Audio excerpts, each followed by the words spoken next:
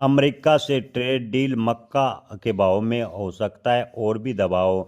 जी हाँ किसान भाइयों, वाणिज्य मंत्री ने कहा है कि मक्का व डेयरी सेक्टर को जो ट्रेड डील है उससे बाहर रखा है, लेकिन हकीकत में एकदम विपरीत नजर आ रही है। भारत ने द्विपक्षीय व्यापार समझौते के अंतर्गत अमेरिका से डीडीजीएस के आयात की स्वीकृति प्रदान कर दी है।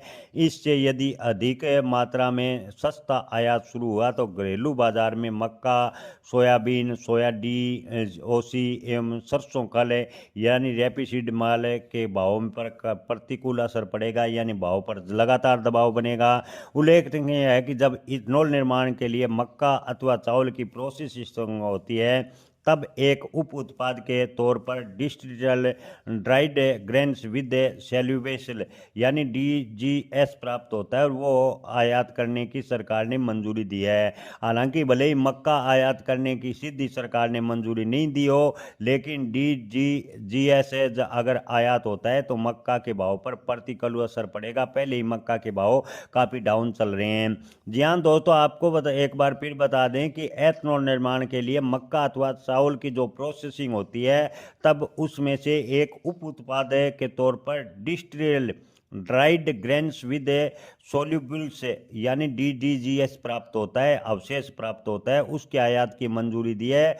उसके आयात से मक्का के भाव पर प्रतिकूल असर पड़ेगा, ऐसा विशेषज्ञों का मानना है।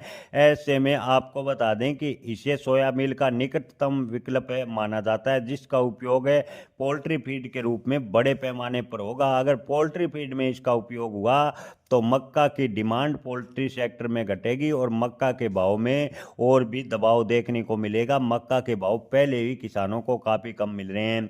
पशु आहार पोल्ट्री फीड के लिए आयात होने वाले डीडीजीएस पर भारत में 15% तक सीमा शुल्क लगा हुआ था, जिसे अब सरकार ने खत्म किया जा सकता है। अगर सरकार 15% शुल्क डीडीजीएस से हटाती है तो मक्का का बाजार काफ़ी हद तक प्रभावित होगा और मक्का की खेती पर बर्बाद होने के कगार पर फिलहाल चल रही है। मक्का के किसान पूर्ण रूप से आर्थिक रूप से बर्बाद हो जाएंगे, ऐसा विशेषज्ञों का कहना है। जय